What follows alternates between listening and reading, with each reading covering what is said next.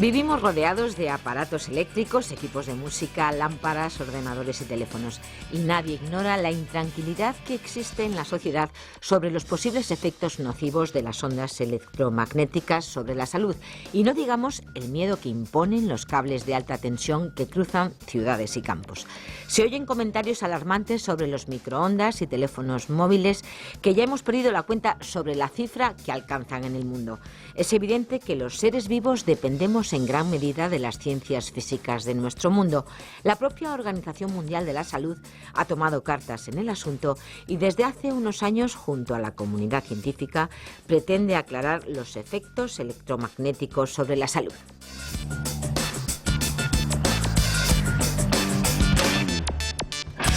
Nos acompaña hoy en este primer tramo de Sin Distancias Pablo Ruy Pérez, profesor del Departamento de Sistemas de Comunicación y Control de la UNED, habitual colaborador de nuestro espacio. Y con él una experta que queremos que conozcan porque ya en la preparación de este programa nos ha sorprendido gratamente su capacidad para explicar en un lenguaje inteligible para los profanos de la física el problema que representa la interacción de los campos electromagnéticos con la materia viva. No se pierdan lo que viene ahora, les van a sorprender muchos datos que seguro ignoran. El profesor Ruy Pérez conduce esta charla.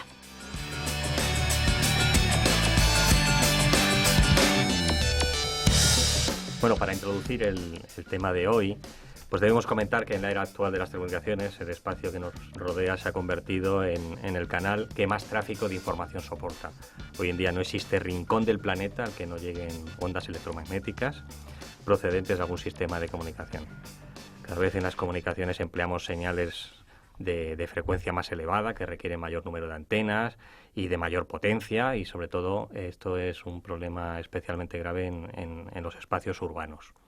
Por ejemplo, en el relativamente poco espacio que llevan con nosotros las comunicaciones personales móviles, pues hemos oído cómo pasaban del GSM, GPRS, UMTS, LTE, 4G. Son términos que ahora mismo nos hemos acostumbrado todos a escuchar. Las operadoras móviles cada vez desean prestar el máximo número de servicios a los clientes, que sean compatibles con cuantas plataformas sea posible, lo cual pues conlleva pues una multiplicidad y diversidad de señales con frecuencias cada vez más elevadas, soportadas por un número creciente de antenas, emitiendo y recibiendo ondas electromagnéticas, incluyendo pues entre estas antenas emitiendo pues nuestros propios teléfonos móviles. Incluso también en el ámbito doméstico estamos ya acostumbrados a oír hablar pues de puntos de acceso Wi-Fi, de Bluetooth, etcétera. O sea que resulta por tanto natural preguntarse por los posibles efectos de todas estas ondas electromagnéticas, de todas estas radiofrecuencias sobre el organismo y sobre nuestra salud.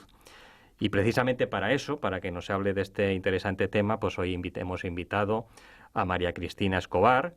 Es titulada consultora senior y emprendedora en sistemas de información inteligentes, pues para integrar las telecomunicaciones, la seguridad tanto física como lógica, y sistemas de información críticos y militares.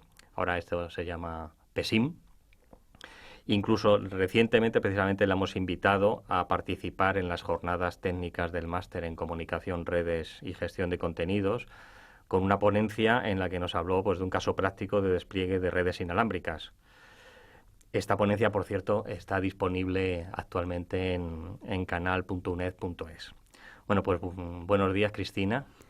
Buenos días. Encantados de contar con tu presencia. Bueno, después de esta introducción que he hecho, que he intentado hacer lo mejor que he podido, yo creo que podías empezar comentándonos qué son exactamente las ondas electromagnéticas. Bien, pues buenos días, gracias por la bienvenida. Lo primero que debemos preguntarnos es qué son las ondas electromagnéticas, porque tal como tú lo has comentado con gran acierto, las ondas electromagnéticas no son solamente esas ondas que nos permiten escuchar la radio o la televisión o toda esa vorágine de cambios de primera generación, segunda, tercera, cuarta de la telefonía móvil. Son mucho más. De hecho, las ondas electromagnéticas son el soporte para transmitir energía sin contacto físico. Y esto es un dato que siempre se nos escapa a todos y es tremendamente importante en nuestra sociedad. Por ejemplo, ¿Qué son las ondas electromagnéticas? Ahí tenemos radiaciones naturales, como por ejemplo el Sol, que es un radiador de amplio espectro, porque radia a distintos tipos de frecuencias, nos radia luz visible, infrarrojo, ultravioleta, rayos X, rayos gamma.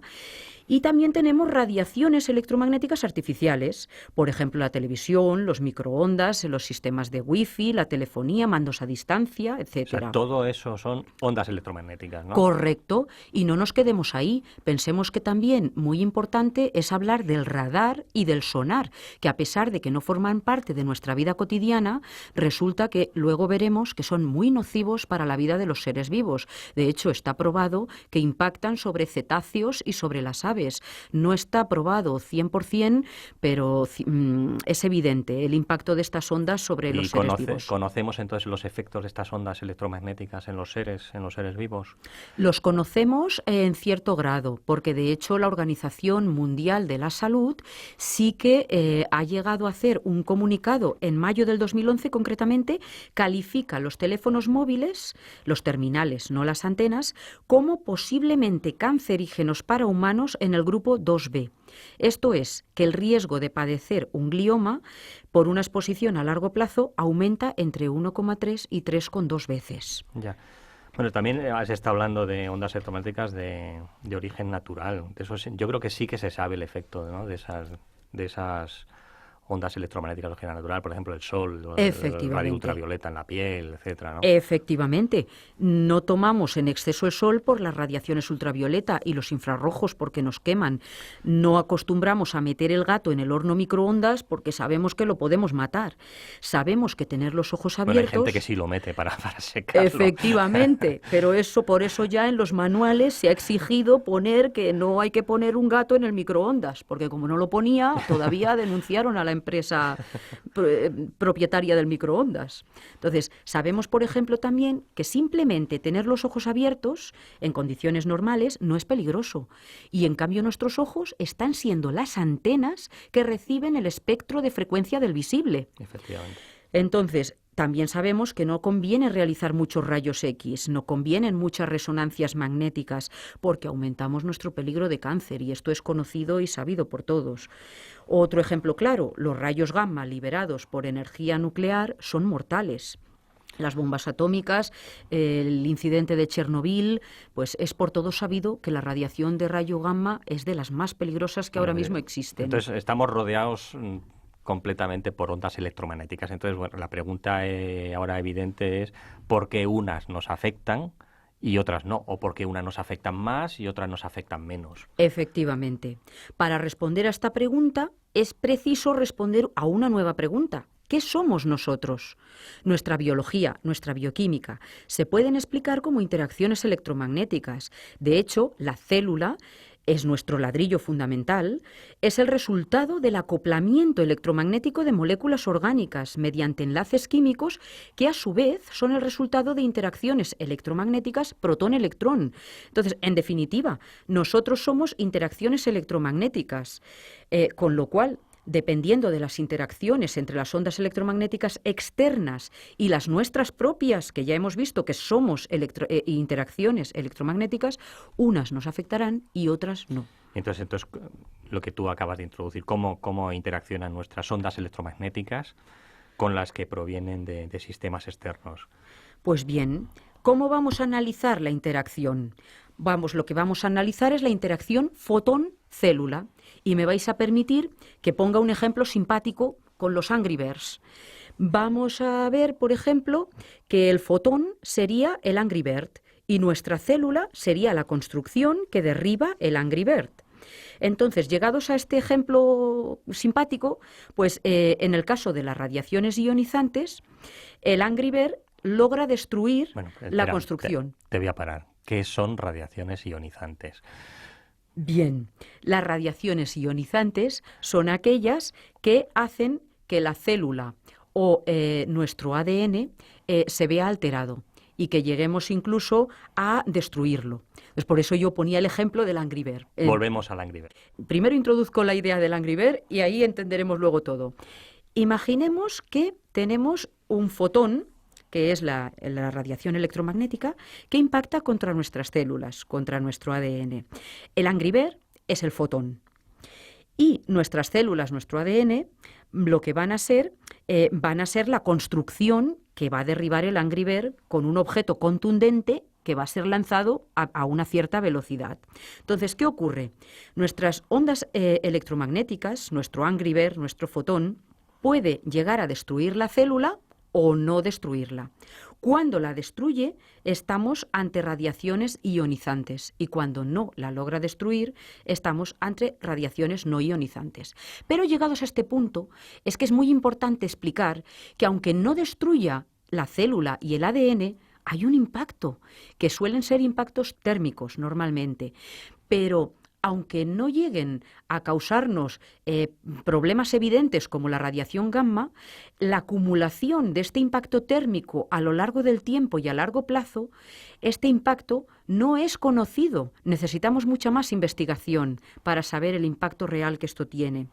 Entonces, existe un compromiso entre el tamaño del Angry Bird, siguiendo con el ejemplo, que el tamaño equivale a la intensidad de nuestra onda electromagnética con su velocidad, la velocidad con la que lanzamos el objeto, que es la energía, que es equivalente a la frecuencia, porque gracias a Max Planck, este gran hombre, pues sabemos que la energía es directamente proporcional a la frecuencia. Esto que nos dice que a mayor frecuencia, mayor energía estas radiaciones.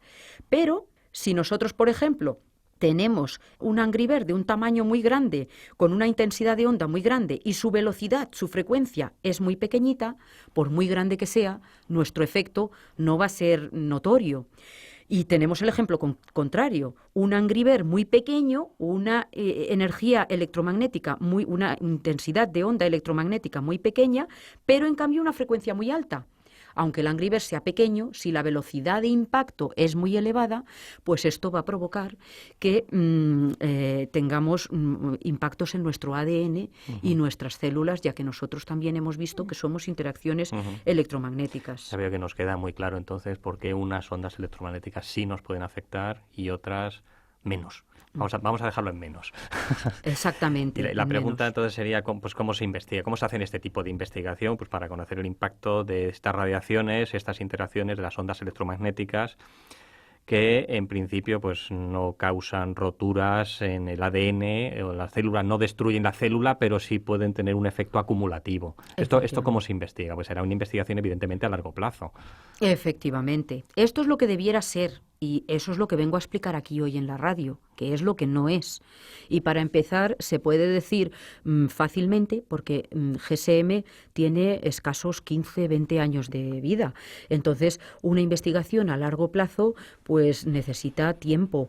Ahora, por ejemplo, acabamos de inaugurar la nueva cuarta generación LTE o WiMAX de telefonía móvil y es imposible que sepamos el impacto de estas frecuencias y de estas torres que suelen ir a sobre los 2100 megahercios de frecuencia, pues simplemente porque no tenemos datos. Entonces, ¿cómo lo estudiamos? ¿Cómo se estudia? Pues en el caso de radiación no ionizante, pues lo que estudiamos es física de materiales. Es curioso decir en este punto que en Europa y en Estados Unidos lo que estudiamos es el incremento de temperatura corporal que estas radiaciones a cierta frecuencia y a cierta intensidad nos provocan. Y esto es importante, pero esto nos habla... Es incompleto, evidentemente. Efectivamente, esto es incompleto, porque estamos estudiando solamente los efectos térmicos y atérmicos, ahora explico la diferencia entre estos dos términos, de las radiaciones electromagnéticas. Los efectos térmicos son aquellos en los que al incidir una onda electromagnética sobre nuestro organismo, hace que nuestro cuerpo, que es un autorregulador térmico, logre aumentar la temperatura en 0,1 grados centígrados, pero por un control autorregulativo de nuestro organismo. Y el efecto atérmico es que conseguimos el mismo resultado final, es decir, un aumento de 0,1 grados centígrados, pero esto no ha sido el resultado de una autorregulación corporal de nuestro cuerpo. Ha sido que simplemente aumentó la temperatura debido a la radiación o a otras causas, pero no la autorregulación corporal. Que puede térmica. ser un rayos del sol incidiendo, como puede ser, a lo mejor me estoy arriesgando demasiado, un teléfono móvil en la oreja. Exactamente, y muy bien dicha esa apreciación, porque de hecho impresiona ver los escáneres cerebrales obtenidos cuando tienes un adulto, un adolescente y un niño y ves cómo incrementa en casi 1 grado centígrado la temperatura alrededor de la oreja y si sobre todo son niños mucho más, con lo cual la recomendación va a ser clara, alejar en lo posible de la oreja los teléfonos móviles mediante los auriculares, por ejemplo. Pero esto que has dicho es totalmente acertado, es cierto. ¿Cómo lo estudiamos? Decíamos. Bueno, tradicionalmente yo creo que sí que hay estudios sobre los efectos de los rayos X o rayos gamma y están los famosos dosímetros que se pone la gente que trabaja cerca de ese tipo de emisiones de ondas electromagnéticas. Pero ¿cómo se estudia en general esto? Bien, efectivamente, hay más formas de estudiarlo para las radiaciones ionizantes. O sea, las radiaciones que sabemos que son perniciosas para la salud, pues evidentemente se cobraron vidas. Marie Curie descubrió la radioactividad y murió por ello. Pero en las radiaciones no ionizantes lo que hacemos es analizarlo mediante un método que se llama la dosimetría. Es decir, ¿cuánta dosis de potencia podemos soportar por kilogramo de masa corporal? Y esta dosimetría, ¿qué es lo que analiza? Pues analiza un concepto muy importante que es el de la permitividad. ¿Y qué es la permitividad?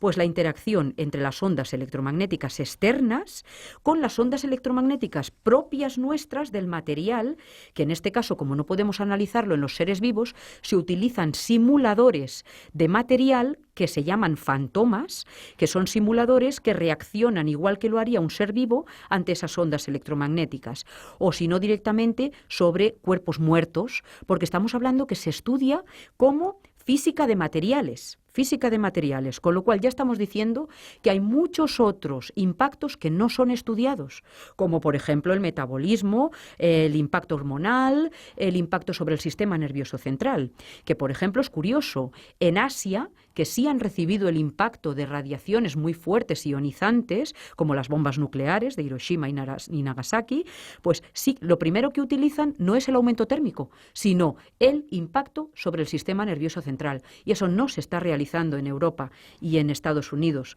Esto es un punto muy importante para comentarlo en un programa, que lo sepamos, que estamos estudiando cuánto nos aumenta la temperatura por el hecho de que nos está impactando una onda electromagnética en nuestro oído, que además, como somos muy modernos y nos gusta mucho la moda, resulta que las antenas que antes eran esos picos grandes que sobresalían de nuestros teléfonos, pues eran mucho mejores para nuestra salud que nuestras otras antenas que están integradas en el móvil y que tapamos con nuestra mano al sujetarlo.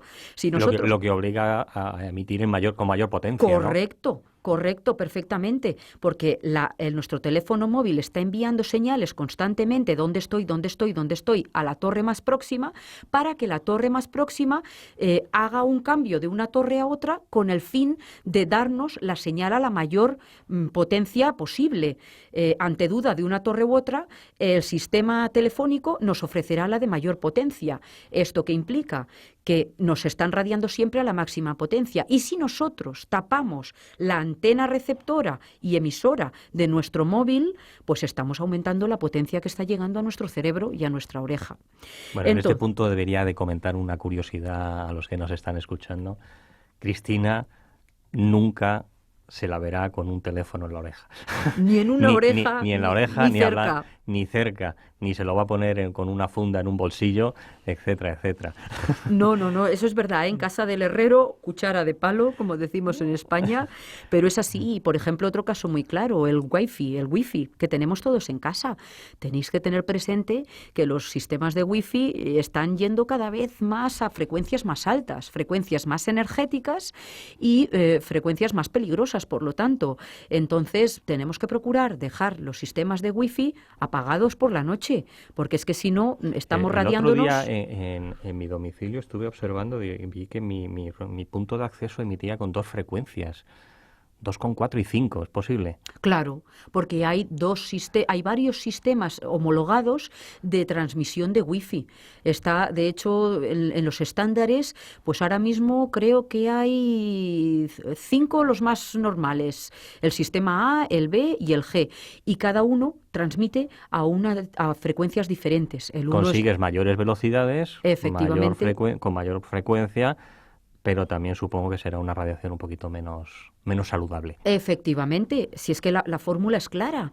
La energía es igual a la constante de Planck H por la frecuencia. Mayor frecuencia, mayor energía. Mayor frecuencia, más nos acercamos a la frecuencia de resonancia del agua, que es al fin y al cabo lo que nosotros somos, y es evidente que la radiación X, la gamma, que son las más peligrosas que conocemos, son las frecuencias más altas que podemos conocer. Entonces, esto es así. Y entonces, Cristina, ¿no te parece que deberíamos, en principio, por un principio de precaución ante los impactos a largo plazo que pueden tener las ondas electromagnéticas en nuestra salud, pues hacer una mayor inversión en investigación por el bien nuestro, por el bien de nuestra sociedad? Efectivamente, totalmente de acuerdo. Ahora mismo hay muchos aspectos que no sabemos de estas radiaciones no ionizantes. Entonces, y además es que no podemos saberlas porque estamos implantando los sistemas antes, a priori, de conocer el impacto que tienen sobre nuestra salud. Entonces, lógicamente, es imposible conocer el efecto que van a tener a largo plazo. Entonces, los estudios realizados son muy parciales. O sea, tenemos el impacto de un sistema de GSM, que es ya el más antiguo, el de 600 megahercios. Que ya no se utiliza. Que de hecho, exactamente, no se utiliza. Sobre las personas que hace 20 años que estábamos viendo este impacto. Pero lo que no tenemos es un análisis completo, lo que llamaría un buen ingeniero unas pruebas de integración de las ondas electromagnéticas sobre los seres vivos. Y esto no existe. O sea, a nosotros, si nos pusiéramos un aparato que recibiera todas las radiaciones que estamos detectando, recibiría la televisión, la telefonía, el Wi-Fi, el WiMAX y todos los aspectos, incluso la electricidad que llega a nuestras casas, las torres que vemos de alta tensión cuando vamos paseando por las ciudades.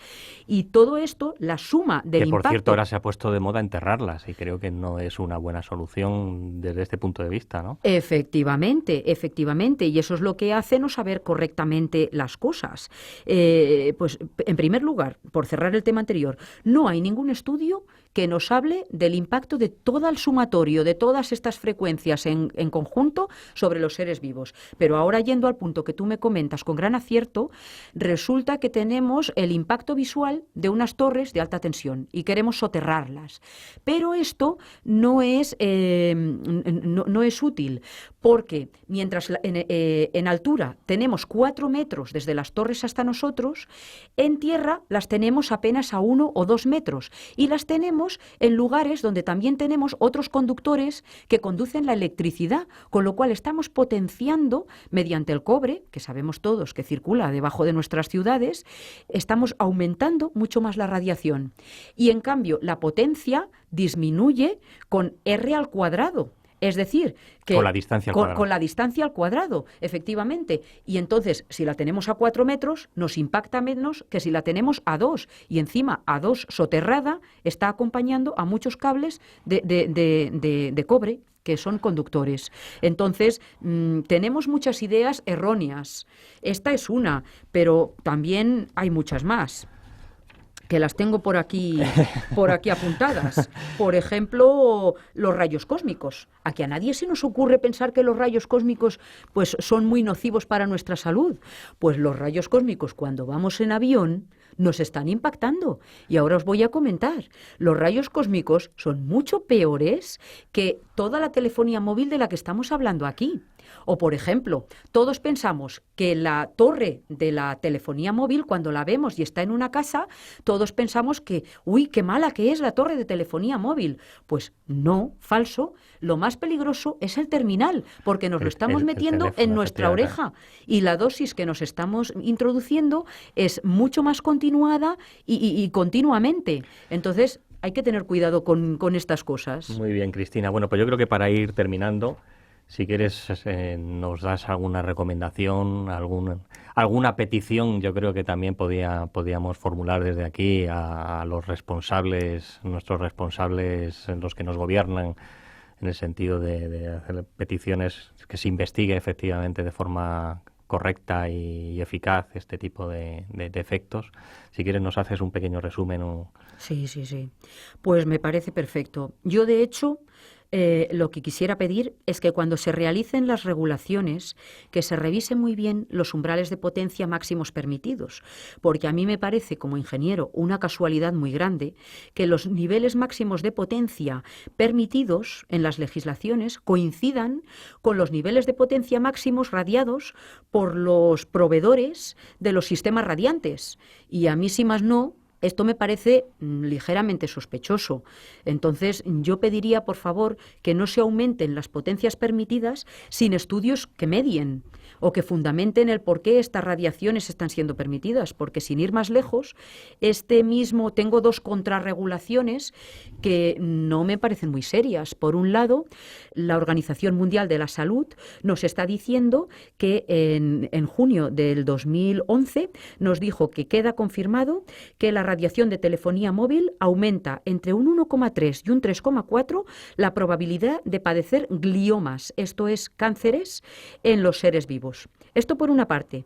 Pues explicadme a alguien por qué en junio del 2013 la Unión Europea ha aplicado una directiva que aumenta de 2 teslas a 8 teslas la máxima capacidad de energía magnética que puede soportar un ser vivo en un ambiente de trabajo. Y solo voy a decir un dato. Una resonancia magnética son 2 teslas. 2 teslas y están permitiendo hasta 8. Efectivamente. Con las precauciones que se toman cuando vamos a hacernos una resonancia, ¿no? Efectivamente. Entonces, esto es lo único que yo quisiera pedir: más investigación y más cuidado a los reguladores, que hagan el favor, estos reguladores, de preguntar a los expertos, como los tenemos en España y muy honorables. Por ejemplo, en el Ramón y Cajal hay una persona encantadora, Alejandro Úbeda Maeso, que con muy pocos medios y muy pocas ayudas está intentando investigar el impacto de todas estas ondas. Yo soy una voluntaria que le ayudo con el tema del impacto de las ondas. Y nada más, pedir un poquito más de respeto hacia las personas que están investigando. Pues nada, muchísimas gracias, Cristina, por habernos ilustrado con tus conocimientos hoy. Venga, muchísimas gracias. Gracias a vosotros, encantada de haberos podido ayudar.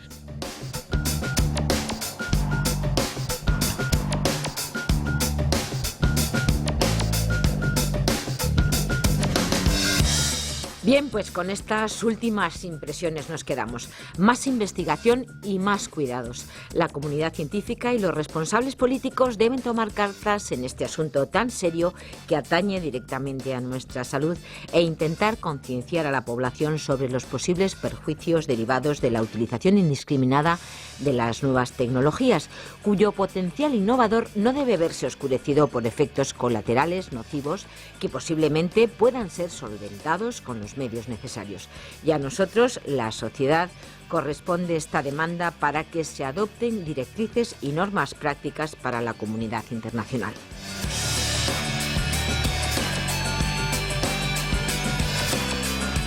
El profesor del Departamento de Sistemas de Comunicación y Control de la UNED ha conducido esta interesante charla con María Cristina Escobar, emprendedora, ingeniera de telecomunicaciones. El profesor ha sido Pablo Ruiz Pérez. Por cierto, recordamos una vez más que en el canal UNED podéis descargaros una ponencia, de hecho muy interesante, de Cristina Escobar, titulada Despliegue de redes inalámbricas.